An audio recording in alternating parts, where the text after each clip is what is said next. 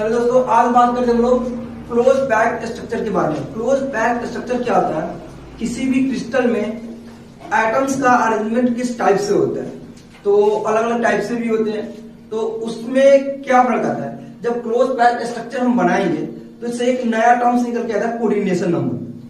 अब coordination number क्या है? Nearest number of atom to any constituent element atom.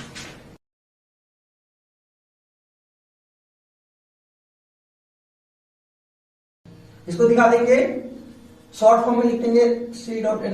अगली बार से लिख देंगे, ठीक है।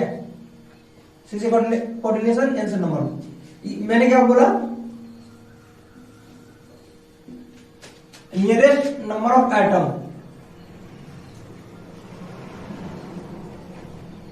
टू एनी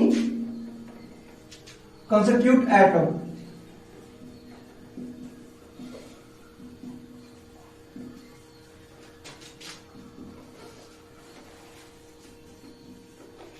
इसको कोऑर्डिनेशन नंबर।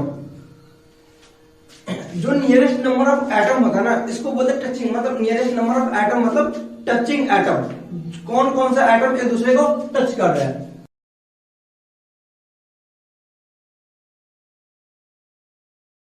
मतलब जो टच करेगा तो सबसे ज्यादा नियरेस्ट, जैसे दो एटम है स्पेसिंग, एक ये है। अब इसके जितना ज्यादा पास होगा नियरेस्ट, मान लो दूसरे को टच ही कर रहा है तो सबसे ज्यादा पास हो गया, कोई दूर होगा तो नियरेस्ट का मतलब यहाँ पे जो है जो टचिंग एटम होगा उसको काउंट करेंगे। तो क्लोज पैक स्ट्रक्चर होता है। जो क्लोज पैक होता है तीन टाइप होता है, 1D होगा, 2D होगा, 3D होगा। पहला आता है 1D पैकिंग।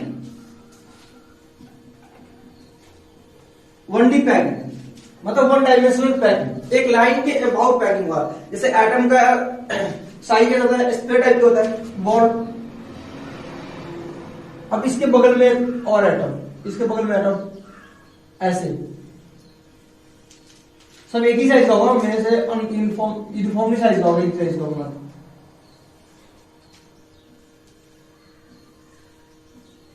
मतलब ये जाते जाएगा, ये इधर जाते जाएगा, बस एक ही लाइन का वो जाएगा, मतलब इसके बगल बगल में जाएगा।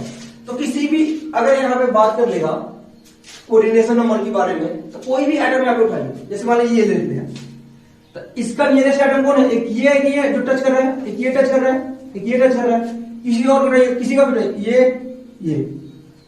तो यहाँ पे जो कोऑर्डिनेशन नंबर आ जाएगा 1D के लिए कितना आ जाएगा? 2 आएगा, ठीक है। 1D पैकिंग के लिए अगर कोऑर्डिनेशन नंबर बोलेगा तो आप बोलेगा 2। अब बात करते हैं 2D पैकिंग के लिए।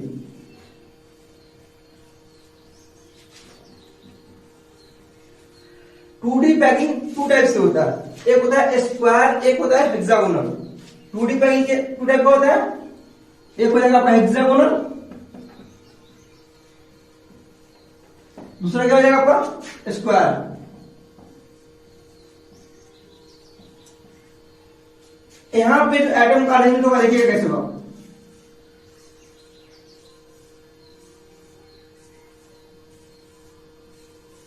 ये हो गया। नेक्स्ट लाइन में जो हम बनाएंगे तो ठीक इसके नीचे में हम बनाएंगे एटम।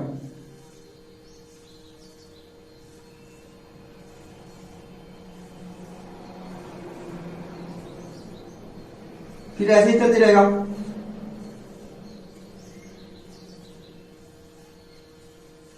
एटम के नीचे एटम का, तो एक एटम जिस टाइप का ये लाइन में सेम टू सेम ऐसा ही, फिर ऐसा ही। हेक्सागोनल में क्या होता है देखिए, हेक्सागोनल पहले वैसे ही बनाएंगे।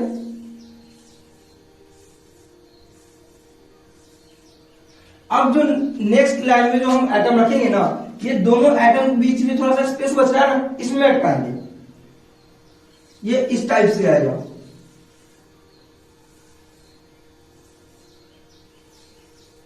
नेक्स्ट इस टाइप में अटकाएंगे। यहां पे जगह है तो ऐसे हम अटकाएंगे।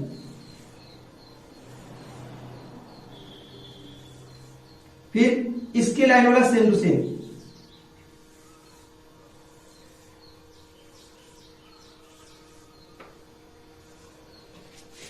तो यहां पे देखिए, अगर इसमें कोऑर्डिनेशन नंबर की बात करें स्क्वायर में, 2D स्क्वायर पैकिंग में, तो किसी भी एटम को आप पकड़ लीजिए यहाँ पे, चलिए इसको हम पकड़ लेते हैं। तो ये एक इसको टच कर रहा है, एक इसको टच करेगा, एक इसको टच कर रहा है, एक इसको टच कर रहा है। यहाँ पे कोऑर्डिनेशन नंबर कितना आ जाएगा? 4। हेक्सागोनल की बात करें, चलिए कोई सा भी एटम उठाते हैं, ये वाला पकड़ते हैं, ये इसको टच कर रहा है, इसको टच कर रहा है, ये कितने 1 2 3 4 5 6, यहां पे कोऑर्डिनेशन कितना आ जाएगा हेक्सागोनल के लिए? 6। अच्छा, यहां पे अगर सबके सेंटर से हम मिलाते हैं, अगर सबके सेंटर से अगर हम मिला दिए तो ये जो स्ट्रक्चर बनेगा आपका एक स्क्वायर बनता है। ऐसे देख रहा है, इसको थोड़ा घुमा के देखेंगे, ये स्क्वायर ही बनेगा। ये अगर मान लो ये स्क्वायर है, इसको मैंने रोटेट कर दिया थोड़ा सा, इसको थोड़ा सा इस टाइप का कर दिया, स्क्वायर तो स्क्वायर ही जाएगा ना, बस ये चेंज हो गया। ये स्क्वायर को मतलब थोड़ा सा तिरछा एंगल से देख रहे हैं। यहां पे अगर हम जोड़ लें सबको,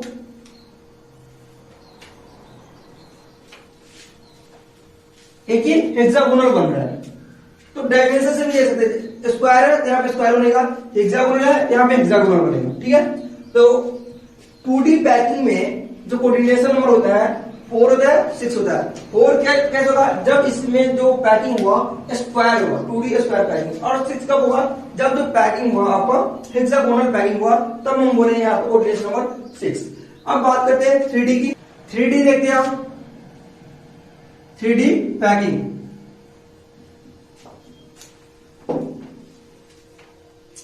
3D पैकिंग ही आपका इंपोर्टेंट है। 1D में कोऑर्डिनेशन नंबर 2, 2D में 4 या 6। 4 कब आता है? जब स्क्वायर पैकिंग होता है। 6 कब आता है? जब पैकिंग आपका हेक्सागोनल होता है। 3D ही आपका इंपोर्टेंट है, इसी से क्वेश्चन आता है। जैसे आपने ये यूनिट पढ़ा होगा, simple, body centre, face centre, and centre, वो सब आपका इसमें आ जाएगा। एक मैंने अलग से पढ़ाया था आपका हेक्सागोनल, वो भी इसमें आएगा, इसी से क्वेश्चन आएगा। मेनली ये इंपोर्टेंट होता है, तो इसको ध्यान से पढ़िएगा। ठीक है, तो 3D पैकिंग में आता है आपका 2 टाइप का। एक आता है आपका स्क्वायर,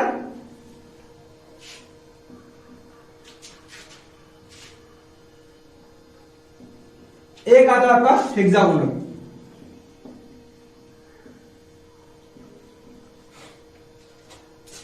अब स्क्वायर में देखिएगा अरेंजमेंट कैसा है। स्क्वायर में भी 2 टाइप का आ जाता है। आता है आपका ए टाइप,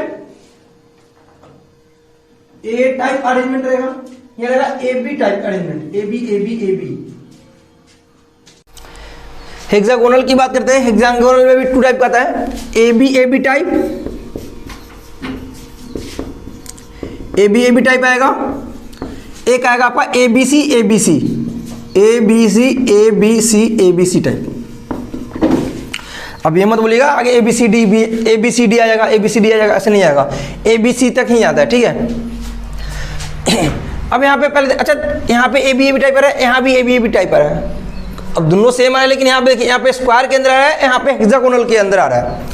तो स्क्वायर के अंदर आ रहा है ना, तो यहाँ पे जो पहला लेयर बनेगा उसमें स्क्वायर बनेगा। पहला लेयर का जो एटम का अरेंजमेंट होगा एक स्क्वायर टाइप में होगा। जैसे आपने 2D स्क्वायर में पढ़ा था पहला वाला, और 2D हेक्सागोनल होता है। तो इसमें जैसे ही जो पहला लेयर होगा ना, ये हेक्सागोनल के अंदर बनेगा। जो A टाइप का पहला हेक्सागोनल के अंदर बनेगा, इसमें जो पहला लेयर बनेगा वो स्क्वायर टाइप में बनेगा। तो पहले A टाइप में देख लेते हैं। A टाइप तो बड़ा सिंपल है,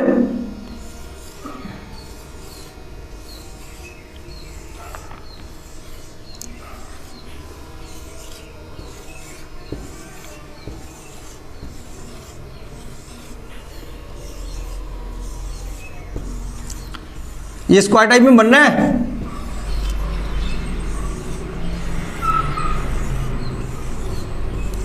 देखिए ये तो हो गया एक लेयर, एटम जो मतलब रखा हुआ है, ये एक लेयर क्या है, ये एक्स डायरेक्शन, ये Y, 3 dimension X Y Z होना चाहिए। ये एक्स डायरेक्शन में, वाई डायरेक्शन में, एक हो जाएगा जेड डायरेक्शन में, ऐसे।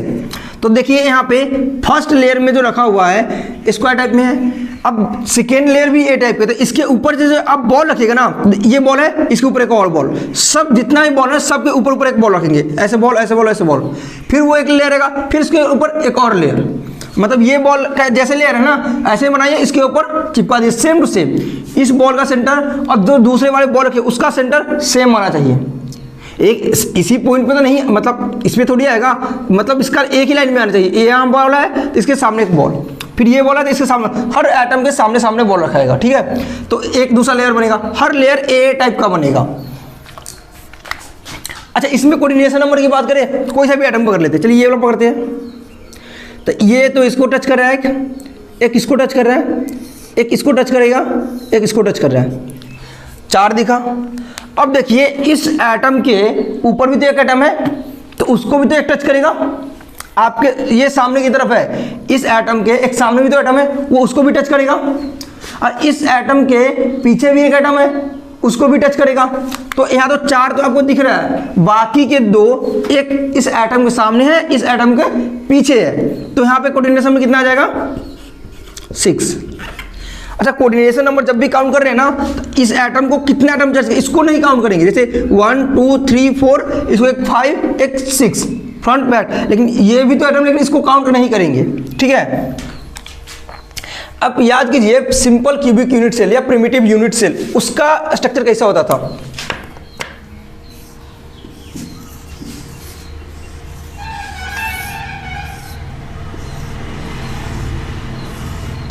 यहां पे एक एटम 8 कॉर्नर पे एटम था,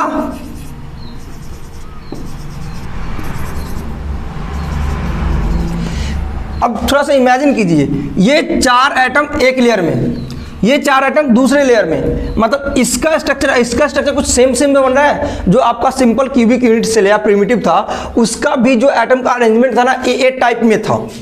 तो देखिए ये एटम इससे टच कर रहा है, ये एटम इससे टच कर रहा है, ये एटम इससे टच कर रहा है, 3 तो आपको दिख रहा है। ठीक, अगर ये नीचे वाले एटम को ये ऊपर वाले टच क्यों करेगा, ये अगर इसको टच कर रहा है तो एक ऊपर भी लाइन उसको टच करेगा, ये इसको पीछे वाले को टच करेगा, एक सामने भी होगा, एक इधर ये लेफ्ट वाला तो इधर आके राइट वाला को भी टच करेगा। तो ये एटम कितने को टच कर रहा है? 6। तो जो सिंपल क्यूबिक यूनिट सेल है ना, उसमें भी एटम का अरेंजमेंट ए टाइप में होता है, तो उसका भी कोऑर्डिनेशन नंबर कितना होता है? 6। जो SCC simple cubic unit cell बोल देते हैं, उसका भी कोऑर्डिनेशन नंबर कितना है? 6। देखिए यहां से आपको ए टाइप में निकल के आया सिंपल क्यूबिक यूनिट सेल। अब ए बी टाइप में देख लेते हैं। ए बी टाइप में बोला है पहला लेयर तो आपको स्क्वायर बनाना है, जो सेम टू सेम ऐसे ही बनेगा।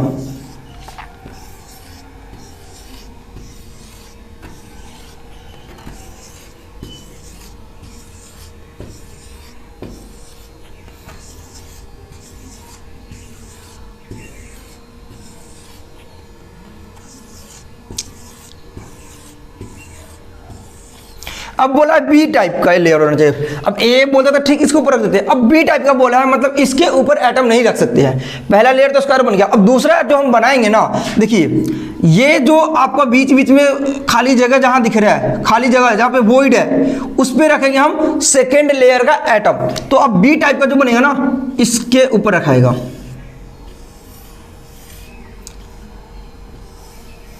इस टाइप से कुछ आएगा।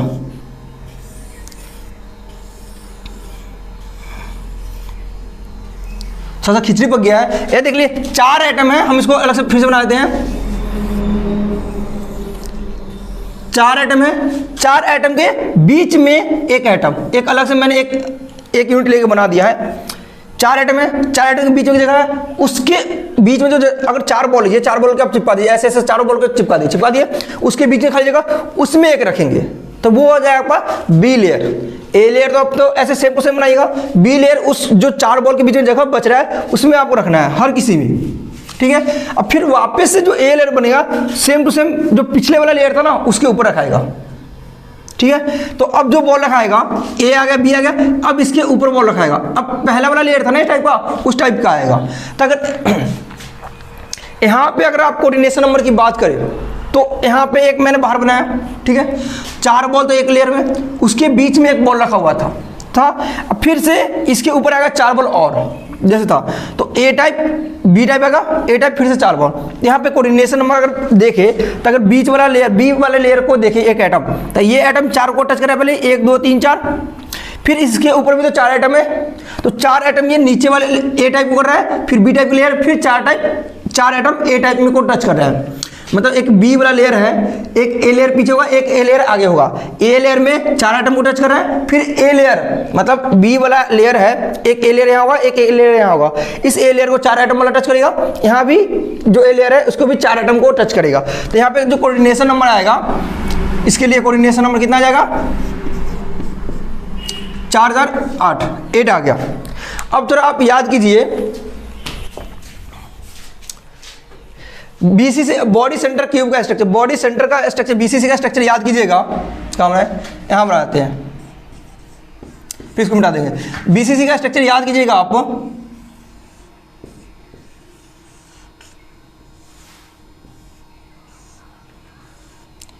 चार एटम,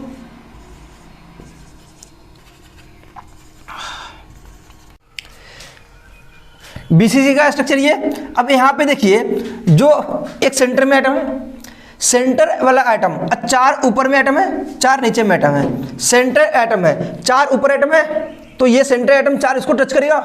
फिर एक सेंटर एटम के नीचे भी 4 एटम है, बीच में एक बॉल है, 4 बॉल इसके कोने कोने पे है, फिर यहाँ पे 4 बॉल नीचे हैं। तो ये सेंटर एटम इसको भी टच करेगा, इसको भी टच करेगा, इसको, फिर नीचे वाले को भी 4 को टच करेगा। इमेजिन कीजिएगा, आप रूम के आप जिस रूम कमरे में होंगे, बीच में खड़े हो जाइएगा, अपने चारों कॉर्नर पे बॉल देखिएगा, वो टच करेगा आपको, और नीचे वाला होगा वहां पे 4 बॉल है, तो वो 4 बॉल ऊपर वाले सरफेस पे और 4 बॉल नीचे वाले सरफेस पे आपको टच करेगा। तो टोटल बॉल कितना हो गया, 8 बॉल टच करेगा। तो यहाँ पे कोऑर्डिनेशन नंबर कितना हो जाएगा बीसीसी के लिए, बीसीसी के लिए कोऑर्डिनेशन नंबर कितना हो जाएगा 8। एससीसी के लिए कितना हो गया 6। देख रहे हैं, यूनिट सेल वाला निकल के आ रहा है आपका। अब एबीसी नहीं सॉरी, पहले एबी आता है, एबीसी, दोनों को हम एक ही डायग्राम बनाएंगे, ठीक है। एबी पहले देखिए, इसमें है हेक्सागोनल, तो पहला लेयर जो बनेगा ना वो हेक्सागोनल होगा। यहाँ पे स्क्वायर में था, तो पहला लेयर मैंने स्क्वायर बनाया। अब एबी टाइप है और एबीसी टाइप है और हेक्सागोनल के अंदर आता है, तो पहला लेयर हम लोग हेक्सागोनल बनाएंगे।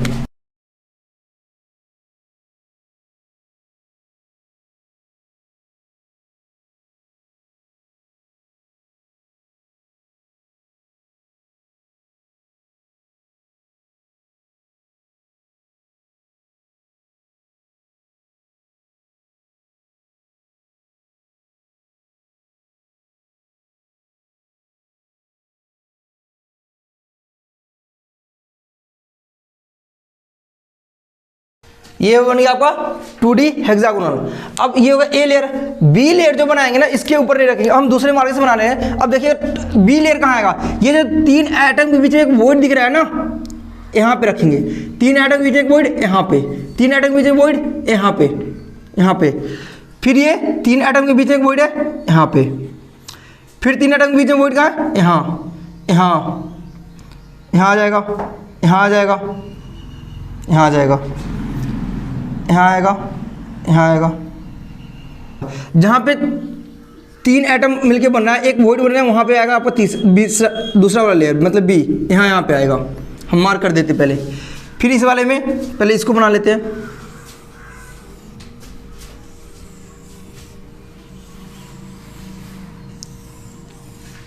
ये आ गया। अब जो यहाँ, अब जो इस वाले लेयर में चलेंगे तो यहाँ आएगा, फिर कहाँ आएगा, यहाँ आएगा, फिर कहाँ आएगा, यहाँ आएगा। ये समझ में आ रहा है कैसे बन रहा है। फिर आप इसके नीचे बनाइएगा, फिर यहाँ पे बना दीजिए, फिर यहाँ पे बना दीजिए आप, फिर यहाँ पे बना दीजिए, ठीक है। अब देखिएगा यहाँ पे ए टाइप तो हेक्सागोनल। अब बी जो लेयर आ रहा है 3 एटम के बीच में आ रहा है, 3 एटम के बीच में आ रहा है। तो जहां कहीं भी आपका 3 बॉल लीजिएगा, आप इसको बनाइएगा, ये एक ट्रायंगुलर वॉइड हो गया। और अगर इसके ऊपर से अगर एक एटम रख दीजिएगा, ये 3 एटम के ऊपर अगर एक एटम रखते हैं, तो अब इसके बाद इसको पलट, देखिए 3 बॉल तो आपका एक सरफेस में है, ये इसके ऊपर से एक बॉल रख दिए, इसको पलट के नीचे से देखिए एक वॉइड दिखेगा, इसी को बोलते हैं हम लोग टेट्राहेड्रल वॉइड।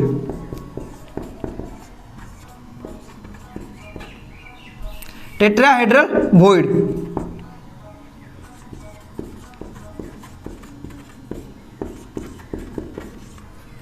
तो आपका ए बी टाइप में फर्स्ट लेयर तो हो गया आपका हेक्सागोनल, और जो सेकेंड लेयर वाला जो बॉल आएगा, जहां जहां पे ये वॉइड बन रहा है ट्राइगोनल, उस स्पेस को ये कवर करेगा, तो उससे आपको क्या बन जाएगा, आपको टेट्राहेड्रल वॉइड।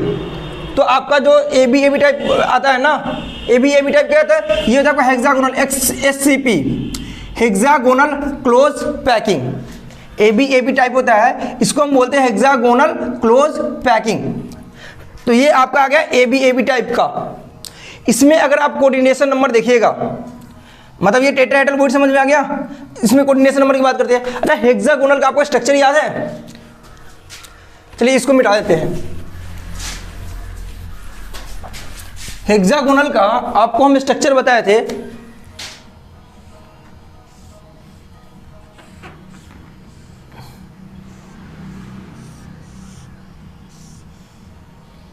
ये छोटा बन गया,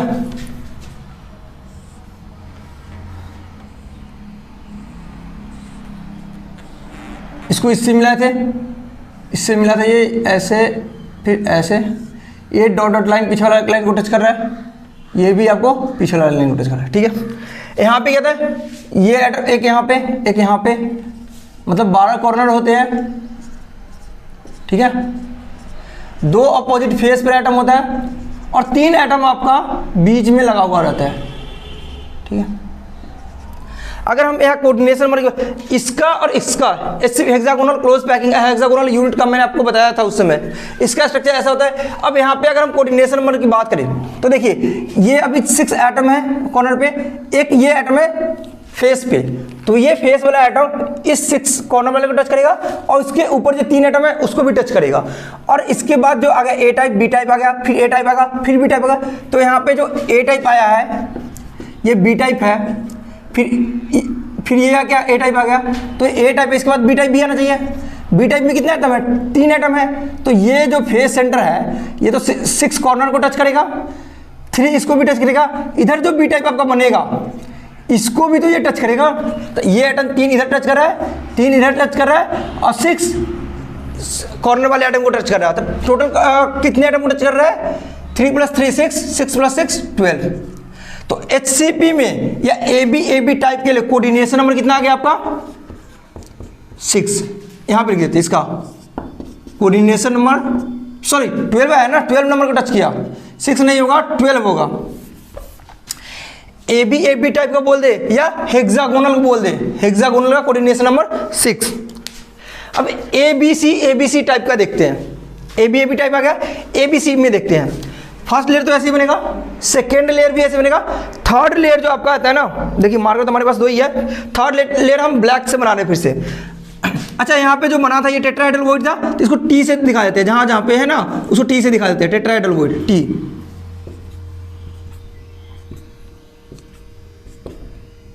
ठीक है। एक इधर भी बन जाता है टेट्राहेड्रल वॉइड। अब जो सी टाइप आता है ना, अब देखिएगा, ये तीन एटम है, ये एक लेयर में, दूसरे एटम में ये वाला एटम, पहले हम फर्स्ट लेयर के इससे लिख देते हैं, ये फर्स्ट लेयर वाला एटम है, 3 एटम, सेकेंड लेयर वाला ये एटम है, सेकेंड लेयर का है ये ब्लू वाला। अब जो थर्ड लेयर वाला एटम आएगा वो ये 3 एटम का और ये 3 एटम का बीच में जो जगह बचेगा ना, यहाँ पे आएगा, इस स्पेस को लेगा अभी, ये यहाँ पे आएगा, फिर ये यहाँ पे आएगा, फिर ये यहाँ पे आएगा। थर्ड लेयर का थोड़ा सा अजीब हो जा रहा है, आपको डायग्राम समझ में नहीं आएगा, बैक करके देख लीजिएगा, 2 बार 3 बार करके देखिएगा, लेकिन देखिएगा तो अच्छा समझ में आएगा। फिर जो आएगा यहाँ पे, जो फर्स्ट लेयर कौन है 3 एटम का, 1 2 3, जो एक दूसरे को टच कर रहा है। सेकेंड लेयर वाला 1 2 3, ये इस तीनों एटम का बीच में जो खाली जगह बचेगा, यहाँ पे आएगा आपका तीसरा लेयर। फर्स्ट लेयर वाला ये, सेकेंड लेयर वाला ये ब्लू वाला, थर्ड लेयर वाला ये जो खाली जगह बच रहा है यहाँ पे। तो आप यहाँ पे देखिए कैसे बन रहा है। अब फर्स्ट लेयर में 3 बॉल है, ऐसा था। सेकेंड लेयर कैसे बना रहे थे, ऐसे बनना था कुछ, ये टच करेगा, एक एटम एक दूसरे को टच कर देता है, ठीक है। तो इसके बीच में जो यहाँ पे टच करेगा वो डायग्राम अजीब हो गया, रुको हम फिर से बनाते हैं, इसको एडिट ही कर देना।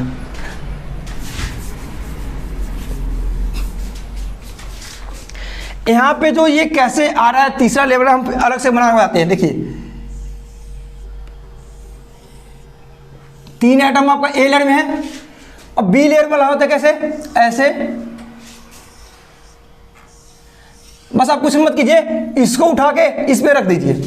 जब इसको उठा के ऐसे रखिएगा ना तो देखिए ये ए लेयर, ये बी लेयर। तो ए लेयर तो बना दिए ऐसे,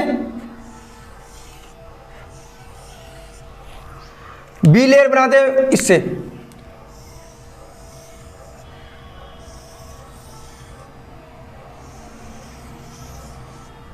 डिजाइन थोड़ा अजीब बन गया है, लेकिन ये ऐसे ही बनता है। अगर आप 3 बॉल को ऐसे बनाइए, 3 बॉल को ऐसे बनाइए, इसको उठाकर रख दीजिए, तो जब इसको उठाकर रखेंगे तो ऐसा बनेगा। इसमें जो खाली जगह बचता है ना, यहाँ पे आएगा C layer. 3 atom A layer, 3 layer B atom में, यहाँ पे जो आप सी एटम रखे हैं, इसको हम किससे दिखाएं, फिर ब्लैक से दिखा देते हैं। ये जो आपका जगह बना है ना, इसको बोलते हैं ऑक्टाहेड्रल वॉइड। तो ऑक्टाहेड्रल वॉइड कहाँ कहाँ बनेगा, अब जहां जहां पे इसको ओ लिख देते हैं, ओ, यहां पे लिखते हैं ओ। ये आता आपका क्या, ऑक्टाहेड्रल वॉइड।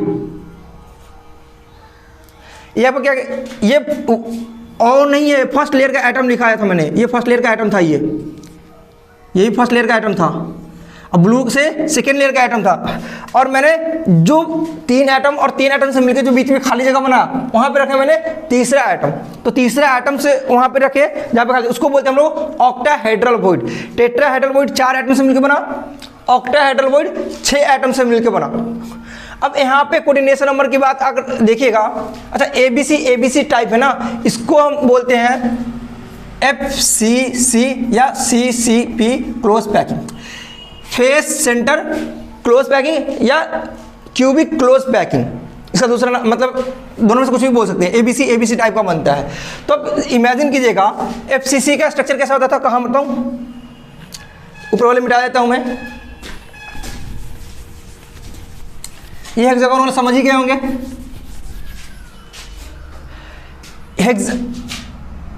FCC का डिजाइन अगर मैं बनाऊं,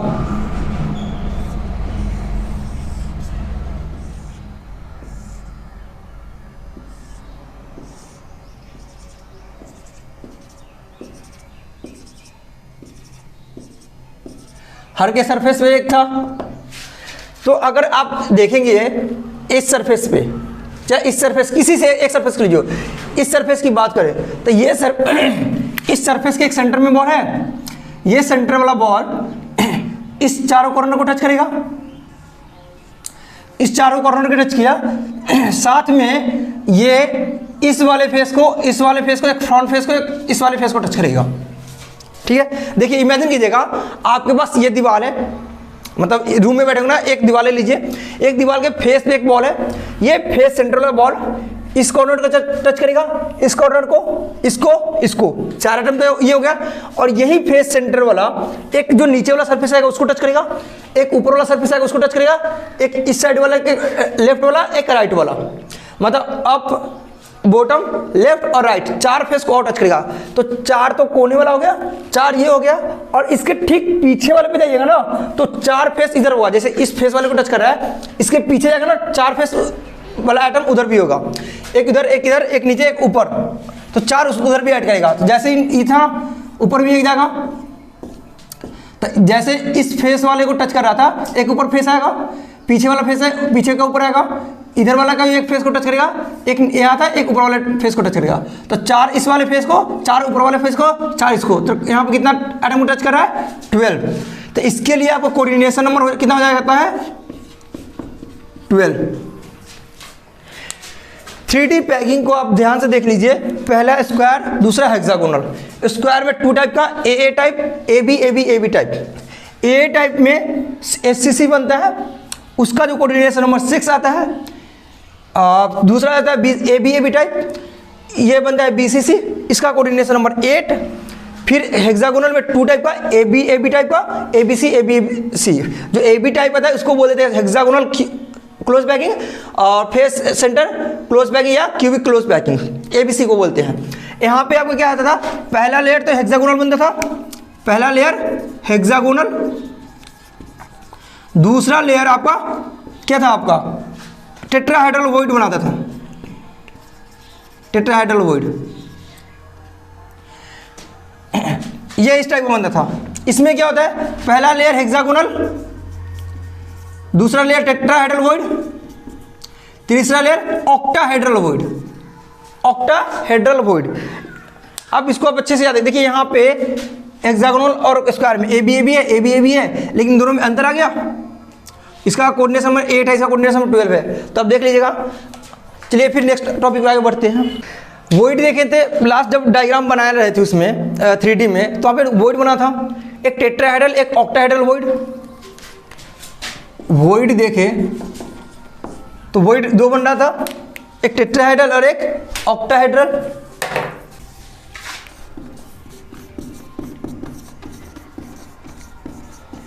टेट्राहेड्रल वॉइड था, एक क्या था, ऑक्टाहेड्रल।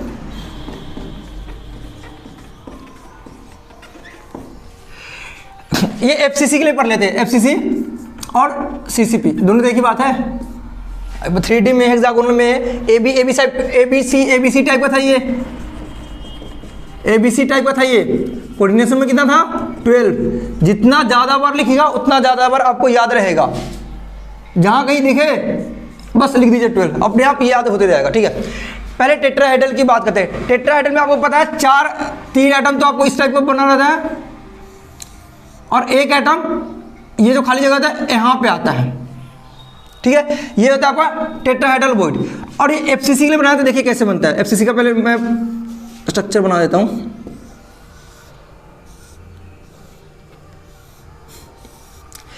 अगर मैं कोई सा एक कॉर्नर वाला एटम उठाइए, जैसे अगर इसको उठाया इसको उठाया, चल किसको उठा ले, इसको ले लेते हैं। ये अगर मैं कॉर्नर एटम को लिया तो इससे जो 3 फेस जुड़ा हुआ है, अगर मैं इस वाले को लिया तो इस वाले फेस इससे कनेक्टेड है, एक इससे कनेक्टेड है, एक इससे कनेक्टेड है। तो यहाँ पे एक एटम होगा, एक यहाँ पे एटम होगा, एक यहाँ पे एटम। इस टाइप का जो बनेगा आपका, यहाँ पे जो कॉर्नर मतलब एक कॉर्नर एटम 3 फेस सेंटर से जो जुड़ेगा, यहाँ पे जो बनेगा बीच में, इसको बोलते हैं हम लोग, यहाँ पे बनेगा आपका क्या, टेट्राहेड्रल वॉइड। और टेट्राहेड्रल वॉइड बनता कहाँ पे है, बॉडी डायगोनल पे बनता है। टेट्राहेड्रल वॉइड हमेशा बॉडी डायगोनल पे बनेगा। कहाँ बनेगा, बॉडी डायगोनल पे।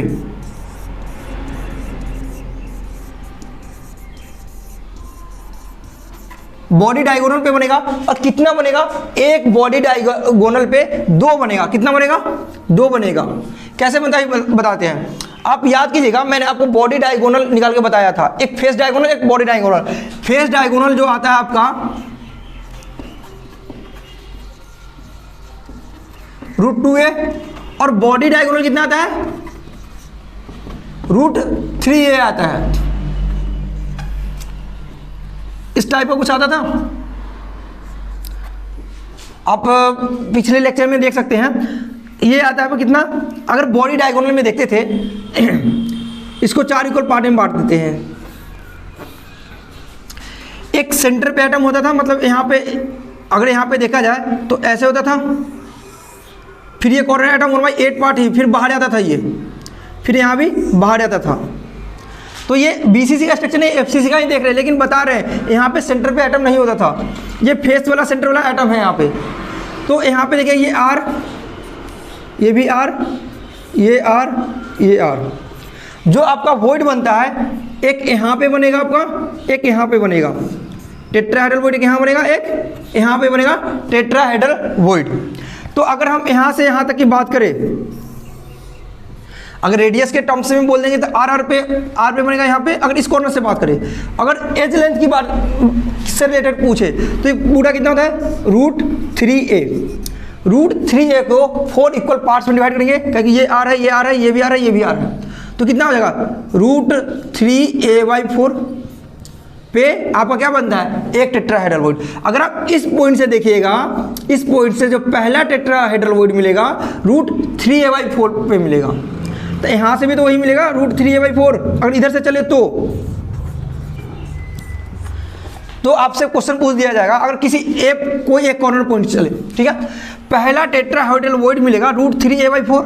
अगर इसी पॉइंट से दूसरा टेट्राहेड्रल वॉइड देखे तो √3a/4 √3a/4 √3a/4 क्या जाएगा, मतलब 3 टाइम्स आ जाएगा।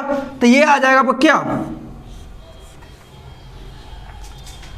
3√3a/4। मतलब ये दूसरा जो टेट्राहेड्रल वॉइड आएगा एक ही डिस्टेंस, एक ही तरफ चलेगा। ये तो हो गया क्या √3a था ना, तो √3a/4। अब यहाँ पे आपका आएगा √3। स्टॉप होना था। तो टेट्राहेड्रल वॉइड आपका कितना मिल, 2 मिल गया बॉडी डायगोनल पे, एक √3a/4 पे, एक √3 टाइम्स ऑफ √3a/4 पे, 2 मिल गया आपका क्या टेट्राहेड्रल वॉइड। और मैंने बोला एक बॉडी डायगोनल पे 2 टेट्राहेड्रल वॉइड होते हैं। तो टोटल कितने बॉडी डायगोनल होंगे, देखिए इस कॉर्नर से उस कॉर्नर 1, इस कॉर्नर से उस कॉर्नर 2, इधर से मिलाइएगा 3 4, टोटल कितना हो गया 4 बॉडी डायगोनल होते हैं। कितना हो गया 4। तो एक बॉडी डायगोनल में आपका कितना हो गया 2 हो गया क्या टेट्राहेड्रल वॉइड। तो टोटल कितने बॉडी डायगोनल, 4 बॉडी डायगोनल है। 4 बॉडी डायगोनल में कितना आ जाएगा 4 × 2 कितना आएगा 8 टेट्राहेड्रल वॉइड। इसमें कितना आ गया 8 आ गया, ठीक है। पोजीशन आपको पता चलेगा कहाँ पे होता है आपका टेट्राहेड्रल वॉइड और कितने टेट्राहेड्रल वॉइड होंगे एफसीसी में, एफसीसी सीसीपी में पढ़ रहे हैं। अच्छा, इसकी रैंक की बात कर ले या number of number of atom in a unit cell की बात करें, इसमें कितना होता है 4 होता है। रैंक लिख देते हैं, या number of atom in a unit cell बोलिएगा वो भी सेम होता है, कितना होता है 4। यहाँ टेट्राहेड्रल वॉइड। अब ऑक्टाहेड्रल वॉइड की बात करते हैं। ऑक्टाहेड्रल वॉइड आपका 2 जगह बनता है, 2 जगह बनता है। एक बनेगा आपका बॉडी के सेंटर पे, एक बनेगा आपका एज लेंथ के सेंटर पे। मैंने बोला बॉडी सेंटर पे, ठीक है, और एक कहां बनेगा आपका एज लेंथ के सेंटर पे, एज सेंटर बोल देते हैं, एज सेंटर। एफसीसी का स्ट्रक्चर देखते हैं।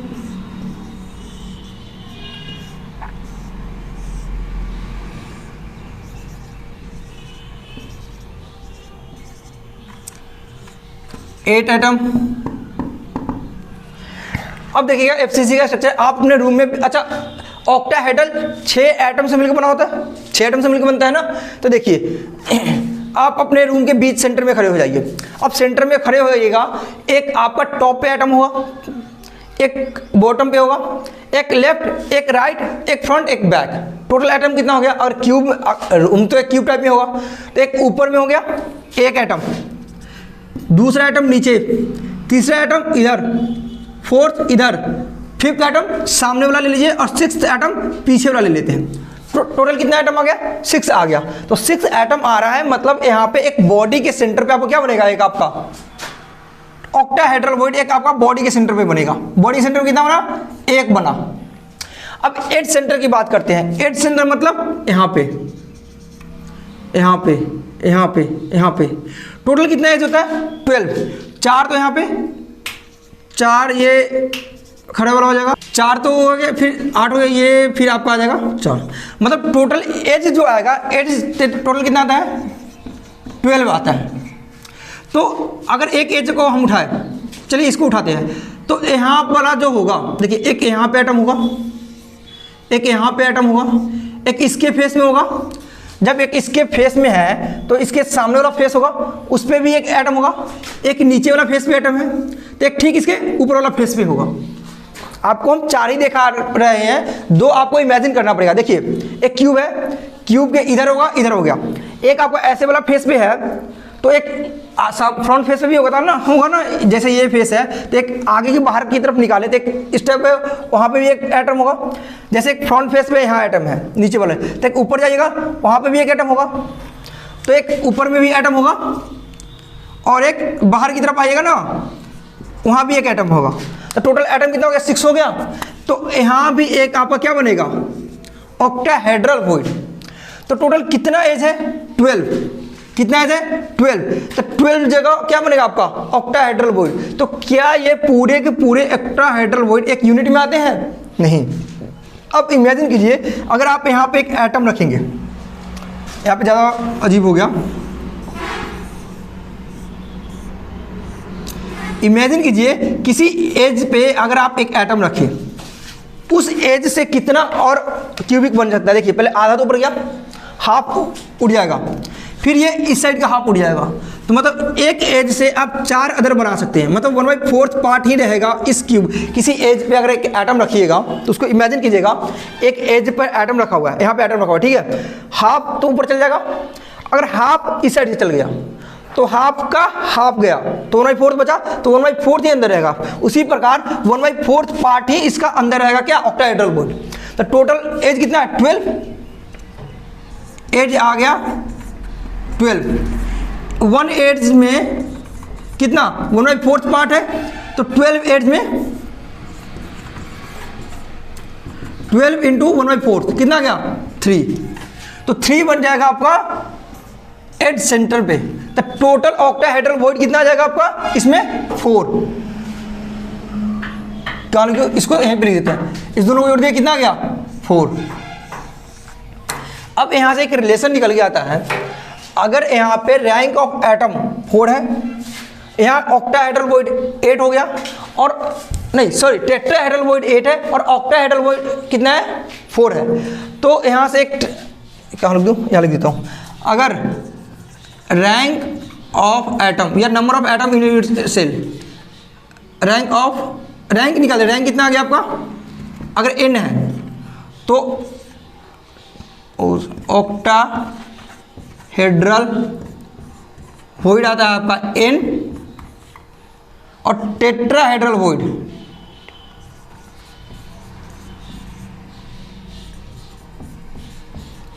टेट्राहेड्रल वॉइड क्या आता है 2n। अगर रैंक आपका n है, ऑक्टाहेड्रल वॉइड n होगा, टेट्राहेड्रल वॉइड 2n हो जाता है।